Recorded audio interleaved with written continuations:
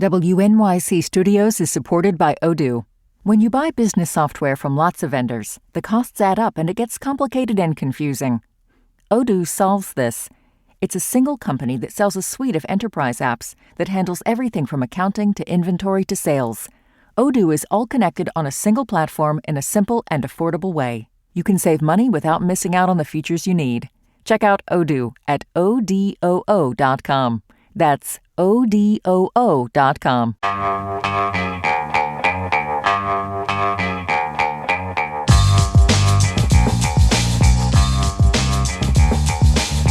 It's The Brian Lehrer Show on WNYC. I'm Amina Serna, a producer for The Brian Lehrer Show, filling in for Brian today. Coming up on today's show, we're going to talk about the growth of data centers in New York and Governor Kathy Hochul's proposal for who should pay for the massive amount of energy they use. In recent elections, these data centers have become a hot topic as voters blame them for the increase in their energy bills. So we'll take a closer look at what Governor Hochul is proposing and how it could affect your bills. Plus, Caitlin Dickerson from The Atlantic will be my guest later in the show. She's a Pulitzer Prize-winning immigration reporter. We'll get her take on the news that President Trump has fired Department of Homeland Security Secretary Kristi Noem.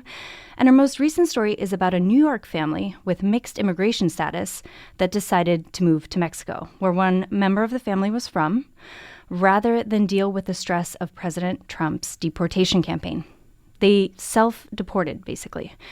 And we'll wrap today's show with a conversation about Ramadan. We're going to talk about the diversity of the Muslim community in the United States. And for our Muslim listeners, we're going to invite you to share your traditions during this holy month. But first, as the war with Iran continues to intensify, we begin with the cost of war. First, the human cost, mostly felt in the Middle East. Since the United States and Israel launched their coordinated attacks on Iran on Saturday, at least 6 American service members have been killed. All of them were killed Sunday in an attack on a port in Kuwait. And more than 1,000 civilians have been killed in the first 5 days of the U.S.-Israeli bombings of Iran, including 181 children under the age of 10. That's according to the U.S.-based human rights activists news agency. But the price of war could be paid by Americans as well. U.S. oil prices traded up to $82 a barrel Thursday afternoon after United Kingdom maritime monitors reported that oil tankers were being attacked in the Strait with one leaking oil. That's according to Politico. All of this coming in ahead of the midterm elections, of course. And until recently, oil prices have been a bright spot for the Trump administration, registering declines as President Trump took office. Joining us now to discuss how the war in Iran has impacted and might continue to impact the affordability crisis here in the United States is Lydia DePillis, New York Times reporter covering the American economy. Her latest for the Times is titled, How War in the Persian Gulf Could Spill into the U.S. Economy. Lydia, welcome back to WNYC. Good to be here. And listeners, we know oil prices impact us not only individually at the pump, but also in so many different consumer industries. If you felt the impact in any way this week, call and tell us your stories. 212-433-WNYC. That's 212-433-9692.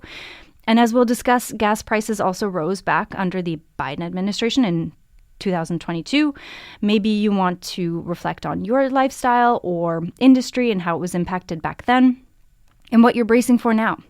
Or any comments or questions you may have for our guest, New York Times economy reporter Lydia DePillis, 212-433-WNYC. That's 212-433-9692. You can also text that number. All right. Catherine Rampell from The Bulwark wrote in her newsletter yesterday, Trump's, quote, warflation has just begun.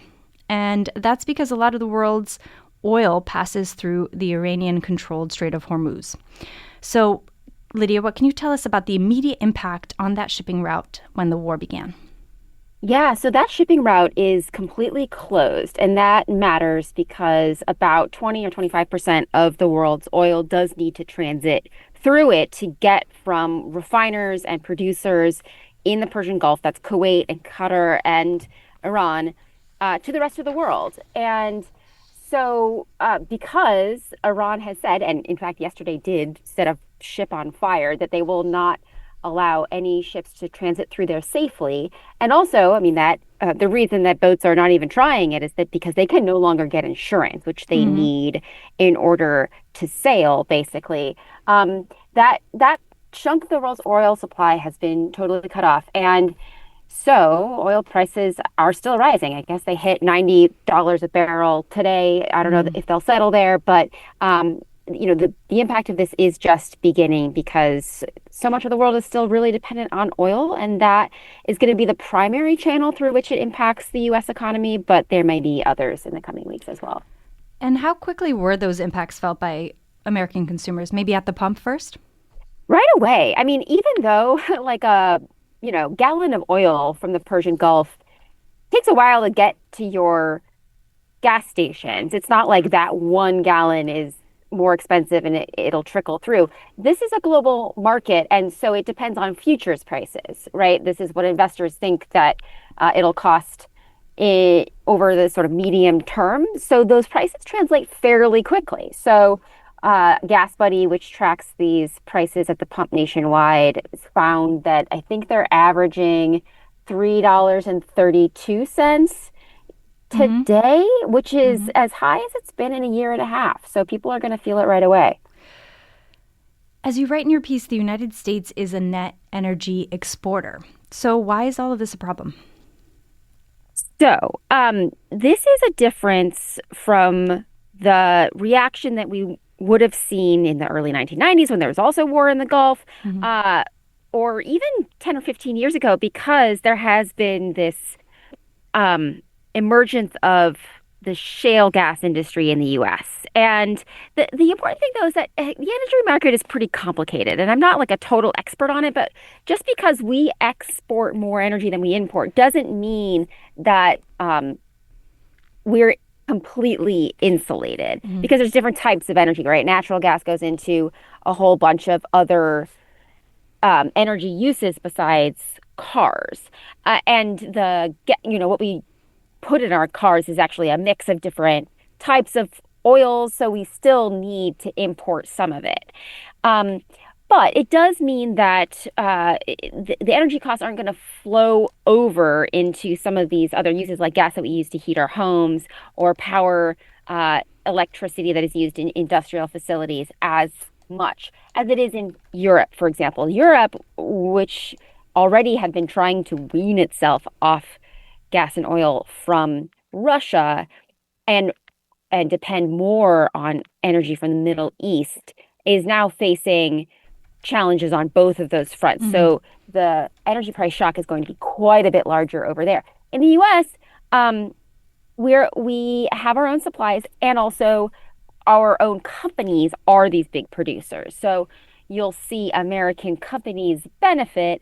Whether that ends up meaning they hire more people is yet to be seen, but they have been waiting for higher prices per barrel in order to start pumping more. I mean, the price per barrel is moderate for a while now, and so they are taking advantage of this. And so that will, as more supplies come online, that will limit the increase. But the folks who study this stuff, like at investment banks, are expecting that prices will remain elevated through the rest of the year because of that cutoff in supply in the Persian Gulf, even if it does return to normal soonish, because inventories will be so depleted. And of course, we do not know if it will return to normal soonish. Well, I want to get your take on the response coming from the White House on this. So yesterday, Press Secretary Caroline Leavitt seemed to deny that the war in Iran was impacting oil prices or the economy. So let's take a listen to a bit of that. It is the president's belief and his economic team's belief that the economy continues to be very strong. It's robust and will be able to weather any of the temporary impacts of Operation Epic Fury. And on Tuesday, Trump acknowledged the price hike, but he said it would come down eventually. If we have a little high oil prices for a little while, but as soon as this ends, those prices are going to drop, I believe, lower than even before. So as the White House navigates its messaging, can you fact check that statement from the president for us? In what scenario might the prices actually drop, and does that look likely? Well, I think that his justification is that if the U.S. Or more friendly nations to us control that strait, the Strait of Hormuz, going forward, that could mean that it is less subject to interventions by Iran. Iran has not before this restricted tankers from going back and forth. I mean, it is how they make their money. So, I, I don't. It's hard for me to see how that would lead to freer flow of oil in the future. One way in which that could be true is if American producers scale up and have more pumping at the end of all this, and so inventories are higher, and so gas prices are lower than they were originally. But again, this stuff does take a while to sort itself out if supplies are interrupted for a serious period of time.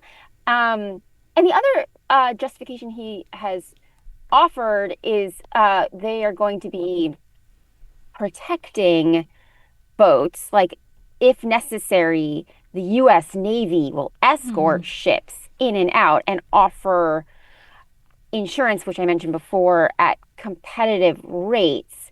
That might keep oil flowing, but it will be costly to U.S. consumers. So it just sort of depends on where you see the cost coming through. And one more thing that the president may do is, the U.S. has a strategic petroleum reserve that is used in emergency times to keep prices under control.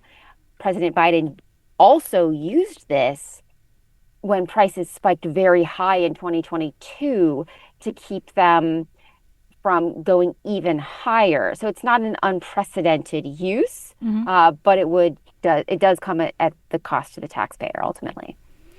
We are getting a few texts and calls.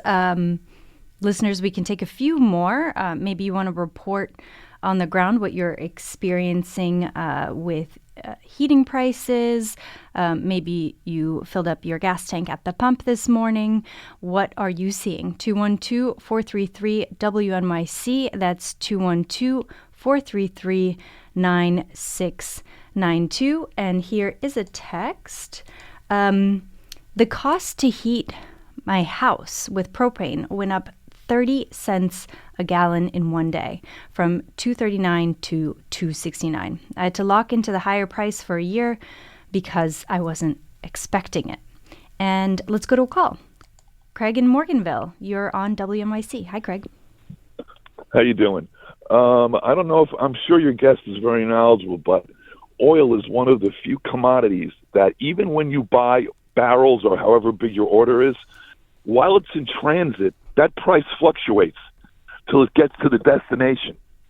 It's not like you buy a bushel of corn and then it's done and you pay for it. That's another issue with oil.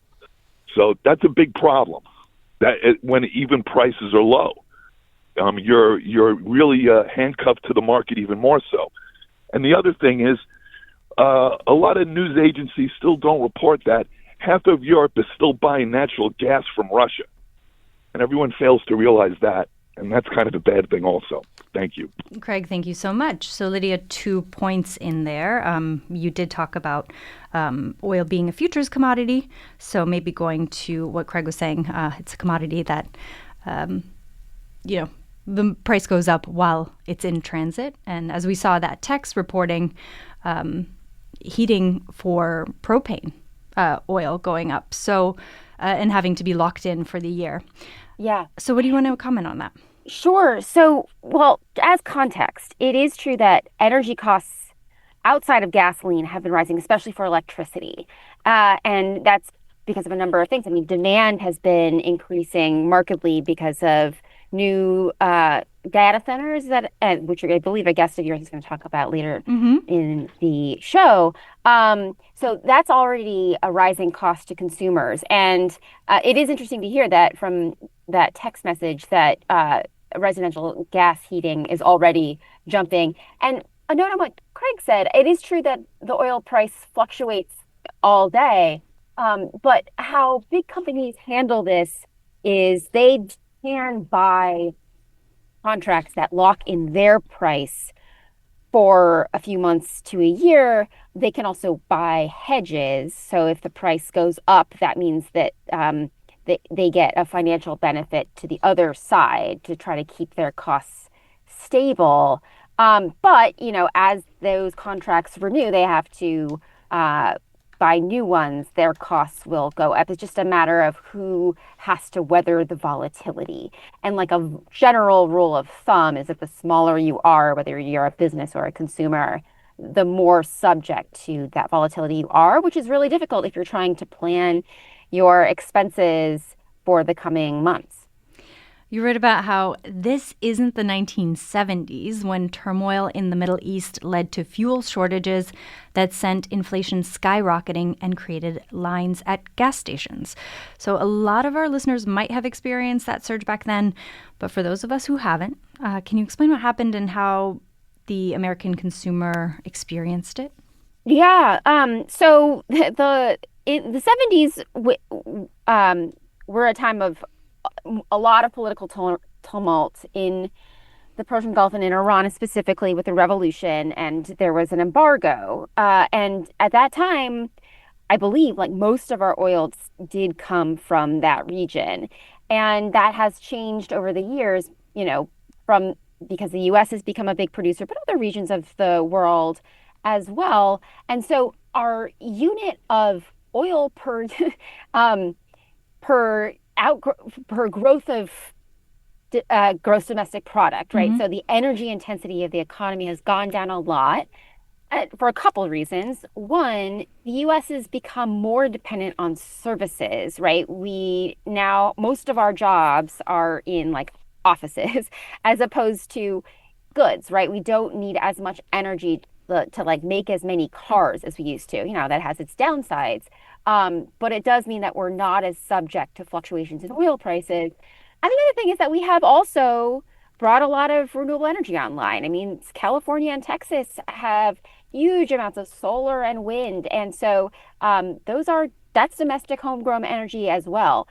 So this is something we're thankfully more insulated from. And I mean, just so folks remember, like the 1970s oil embargo led to an inflation spike that is still the largest we've seen in American recent history.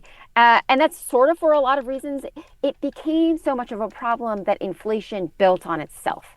And people demanded wage increases because they expected prices to keep going up. Those wage increases themselves drove up the price of the products that those people were making. So it created this spiral that resulted in, 14-15% inflation that the Federal Reserve had a really hard time bringing under control. So that didn't happen even in this like latest big inflation spike in 2022. And I don't think it's going to happen this time around, but it is real money that people are going to have to factor into their budget.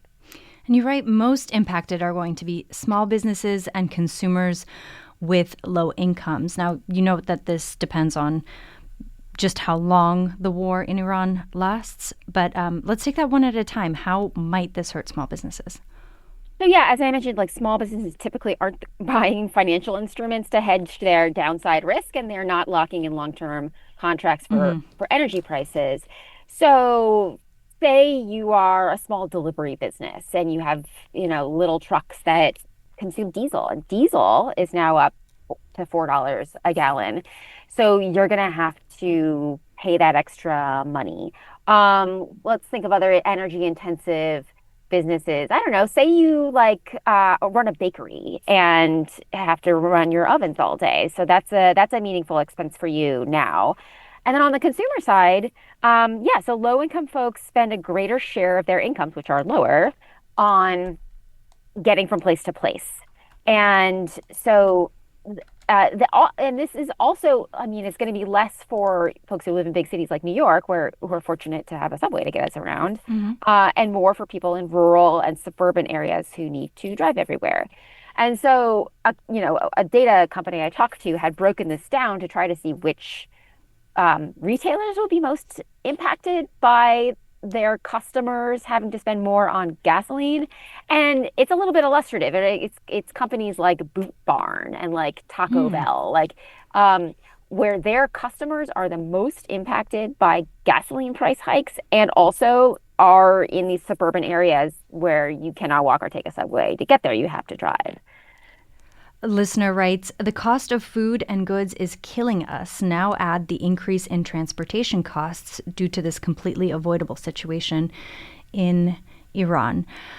You also write, with the personal savings rate at its lowest point in more than 3 years and delinquency rates on credit cards and auto loans rising to levels not seen since the Great Recession, there's not a lot of cushion left. So pretty direct impact, even just gas prices at the pump, right? Yeah, I mean, there's never a great time to invade a country and spike gas prices, but this is a perhaps more difficult time. And, we just got new jobs numbers in this morning that show a really stagnant labor market. And now wages on average are still rising at a healthy pace that, again, on average are ahead of inflation. But we've seen this emergence of a wedge in the U.S. economy where high-income consumers, especially those whose earnings have been boosted by a really healthy stock market, are propping up spending, and those on the lower end have really been suffering. And so that savings rate means basically the difference between your income and how much you're spending. People are putting more of their expenses on credit cards, where interest rates are still, higher than they had been before the pandemic. So a lot of folks are really under strain, and rents have gone up a lot, and especially for low-income renters, that has meant in real terms, they are earning less than they did, 4 or 5 years ago. So this is a period where folks are really stretched, and that's why it's concerning. On the low end, there may not be that much that people can pull back on spending. You still need to buy food to feed your family. And folks will also know, like this month, new work requirements kicked in for SNAP benefits. And in the coming year, that's going to happen for Medicaid. And so there's hopefully people will see some healthier tax refunds because of the big tax cut that went into effect last year. That is something that economists think could help to sustain spending. But right now, a lot of folks are really struggling to try to put the pieces together. It's the Brian Lehrer Show on WNYC. I'm Amina Serna, filling in for Brian today. My guest is Lydia DePillis, who is a New York Times reporter covering the American economy. We're going to take a quick break. When we come back, we can take a few more of your calls. 212-433-WNYC. That's 212-433-9692. Stay with us.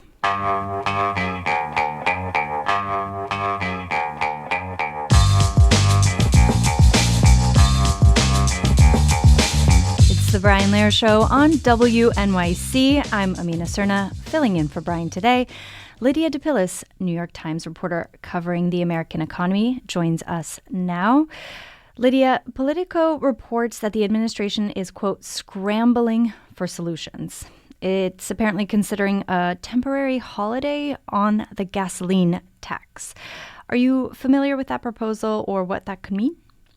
So I haven't replicated that reporting myself. I don't doubt that they are thinking about how to blunt the impact here. Of course, of all the costs that people face, gasoline is one of the most salient, right? It's literally posted on gas stations all around the city and on highways. Right. So people keep track. Like you also might track the price of milk or eggs.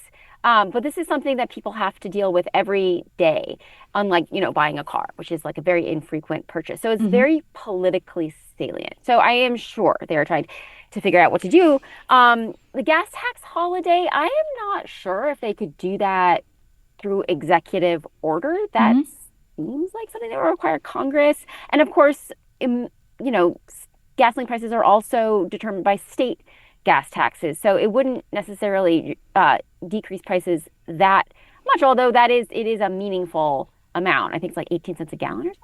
Don't quote me on that. And I believe it's also been reported again that, they're considering releasing oil from the Strategic Petroleum Reserve. There are plenty of things you could do. And, the Trump administration has not shied away from increasing state control of the economy. Like, this is something that, traditional conservatives would have found pretty distasteful, but I don't doubt that they would. This administration has shown its willingness to intervene before. You mentioned already Trump's announcement that the U.S. Development Finance Corporation will provide political risk insurance for crude carriers and cargo ships operating in and around the Persian Gulf. And you also mentioned that he said the Navy will begin escorting tankers through the Strait of Hormuz if necessary. So is any of that feasible? Sure, it's feasible. I mean, the government provides insurance for all kinds of things. Think of the flood insurance program, for example, which is a government program that is is in place because the private sector does not want to provide that product. It's just too risky and not profitable. So it is something that we subsidize. So totally possible. But the question is, will shippers send their ships through a strait that is still very dangerous, right? Like, yeah, getting an insurance payment if your boat gets sunk is helpful, but your boat is still sunk and your crew is probably dead. So like, it still might be the kind of risk that they don't want to take, even if they have insurance. And yeah, okay, being escorted but like, does the U.S. Navy have the capacity to escort every single oil tanker when, the Navy and other services are very stretched now, right? We have military adventures in lots of parts of the world at the moment. So there's sort of really a question of whether they could keep that up for very long. Our caller Craig earlier had mentioned Europe and drawing some parallels there. Before the full-scale Russian invasion of Ukraine began in February of 2022, Europe had relied heavily on oil from Russia. Now, a lot of countries have shifted to the Middle East. Any lessons from Europe that you see for the U.S.? Well, Europe is in just a much worse position. And this is, I'll remind folks, one of the reasons they pulled back from some of their climate commitments, just because as costs have risen, they need to maintain access to those fossil fuel sources. It's a politically difficult position to be in, but it is short-sighted, right? Had Europe been able to shift more towards renewable sources, in the 3 years since Ukraine was invaded, they might have been more insulated from this new shock. But again, it's just very difficult when you're sort of had your back up against a wall. It's not the only one that'll be affected, though, right? Other emerging economies also rely on oil from the Middle East. So India is one of those that it could really be in a tough spot. I did read that the U.S., which had been pressuring India to stop buying oil from Russia, has relinquished that pressure. And so, one of the beneficiaries here may be Russia, as the U.S. tries to mitigate the impact on the rest of the world of the war that it is waging with Israel. Right. Good point, because I was also hearing yesterday that China relies very heavily on Iranian oil, something between 11 to 13%. And they already took a hit. It's been 2 months since the U.S. attack on Venezuela, where Russia also was receiving oil from. So remains to be seen what that country will do next. Lydia, this is a little bit outside of what you wrote about very recently, but I wonder if you have been following this part of the story as well. Food systems expert and University of Texas professor Raj Patel wrote in a Substack that fertilizer prices are already spiking, causing a panic among American farmers who are beginning their planting season for the year. So he writes that consumers may see, quote, higher prices for bread within 6 to 10 weeks, eggs within a few months, and pork and broiler chicken within 6 months. So that's very specific from this food systems expert, but I wonder if you're generally following the farming story. Yeah, so I haven't looked at it in as much depth, but I do know that that Strait of Hormuz is a channel for not just oil, but other petrochemical products, of which fertilizer is one. So, I mean, we do get a lot of fertilizer from Canada, I believe, and some of this has become more expensive because of tariffs already. So this is sort of like cost on top of cost. Mm-hmm. So it's interesting to know that could feed through into food prices that quickly. I would not be surprised to see that. So other petrochemical products that come out of there go into U.S. refineries that make things like plastic. So those are products that could also start to see increases in price. And I mean, again, like if we can't import like inputs into our farming sector and our other manufacturing sector at reasonable prices, we typically would turn to import those final products, right? Like those food products or those plastic things. But those are now tariffed, right? So there's many fronts on which the Trump administration is raising costs. And so it does start to accumulate pretty quickly. Listener asks, how can Trump promise to insure oil tankers? Wouldn't Congress have to designate funds for something like that? And promising a Navy escort, doesn't that just put more Americans in harm's way? Why wouldn't Iran just attack both ships? Yeah, I mean, I'm not like an expert in military deployment, but I would say like that surely the Iranians' capacity is being rapidly eroded, right? So a question is how long they can continue to send drones and missiles against all of these targets at once.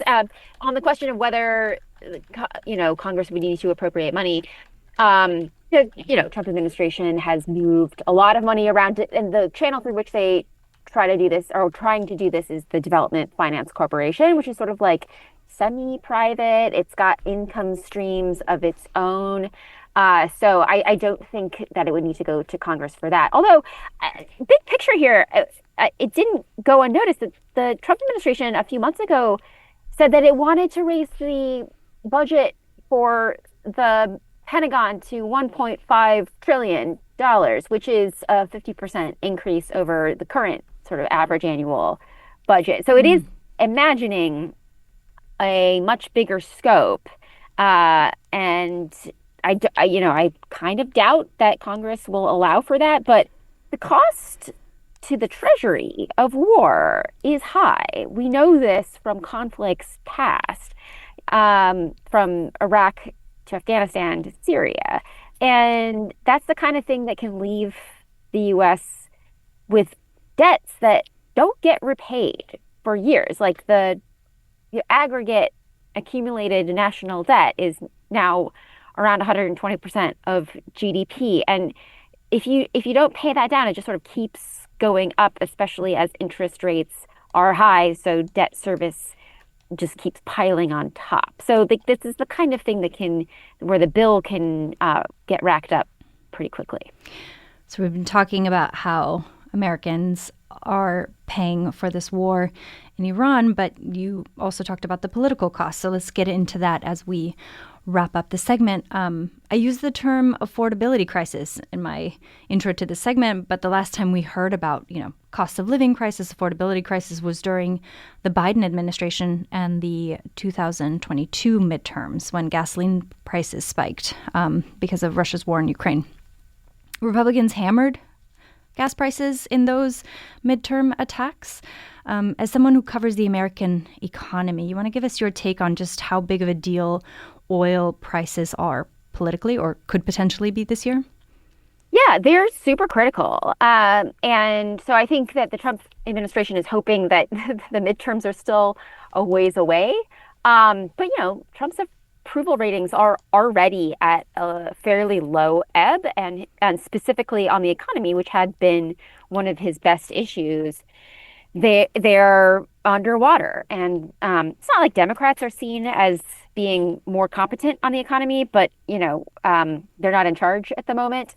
So it's a real vulnerability, and the White House had seen some decent numbers on inflation recently, like the consumer price index came in pretty soft the last reading that we got, but I think consumers know that it is not back to quote normal. It's not back to where the Federal Reserve hopes to get it to. And the reason for that is tariffs. Like, absent those tariffs, price increases would probably be back around 2%, which is like manageable with the wage increases that people get. And I think people know that. And, even when the president had a big setback at the Supreme Court, which ruled illegal his most potent tariff tool, he came back around and used another authority to try to get those tariffs back as high as he could, as quickly as possible. So I think that kind of thing has made news, and I think people realize that, their costs could be lower, but for White House policy. We'll have to leave it there for today. My guest has been Lydia DePillis, New York Times reporter covering the American economy. Lydia, thank you so much for taking this big global story and driving it home for us today. Happy to do it. Since WNYC's first broadcast in 1924, we've been dedicated to creating the kind of content we know the world needs. Since then, New York Public Radio's rigorous journalism has gone on to win a Peabody Award and a DuPont Columbia Award, among others. In addition to this award-winning reporting, your sponsorship also supports inspiring storytelling and extraordinary music that is free and accessible to all. To get in touch and find out more, visit sponsorship.wnyc.org.